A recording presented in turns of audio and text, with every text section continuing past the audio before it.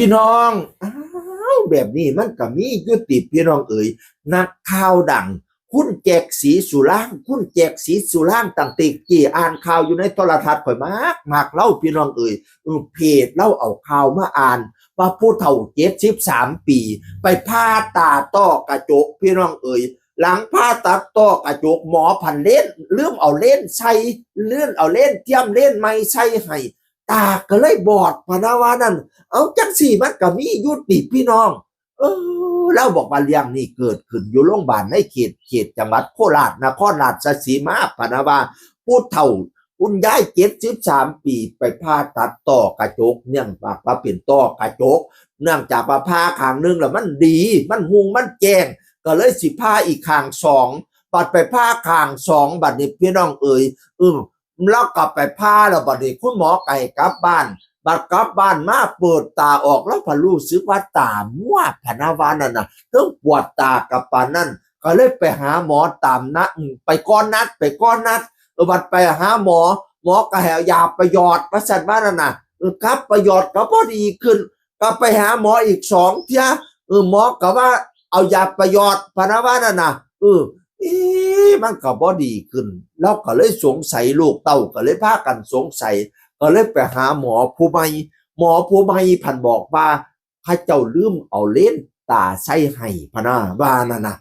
มันแมนอีหลียุติพี่น้อง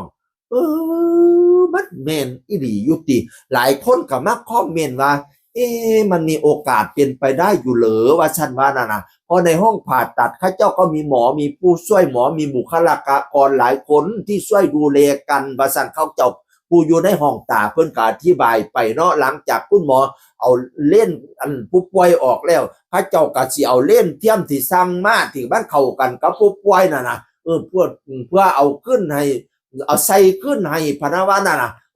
มันก็เป็นไปตามลำดับขั้นตอนอยู่แล้วมันสิลืมได้ยุติว่าซั่นว่านั่นน่ะบัดนี้นี่อันหลังจากผ่าตัดเสร็จ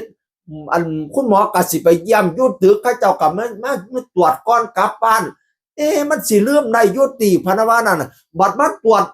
ตามนัดอีกหรือว่ามาก่อนนัดคุณหมอก็ต้องซ่องตา มันสิเป็นไปได้ยุติว่าเลื่อมเอาเลนใส่ให้นั่นนะว่าฉันว่าหลายคนก็สงสัยว่าเอแต่ว่าคุณหมอที่บอกคนที่บอกว่าลืมเอาเลนใส่ให้นี่เป็นคุณหมออีกท่านหนึ่งว่าฉันว่านั่นน่ะบัดนี้นี่คุณแจกศรีสุรางค์เลยว่าเดี๋ยวสสจสำนักงานสาธารณสุขจังหวัดนครราชสีมาสิมาแถลงข่าวเรื่องนี้อีกเทียหนึ่งพะนะว่าเฮากับบ่ท่านฟันธงว่าจังไดเทียพี่น้องเอ๋ยเพราะว่าหมอผู้ปาหานั่นกับผู้หนึ่งผู้มาเว้าว่าบ่ได้เอาเลนใส่ก็เป็นอีกผู้หนึ่งบัดนี้มาฟังสสจเว้าบัดนี้สำนักงานสาธารณสุขจังหวัดนครราชสีมาเว้าว่าเพิ่นสิเว้าว่าจังไดพี่น้องเอ๋ย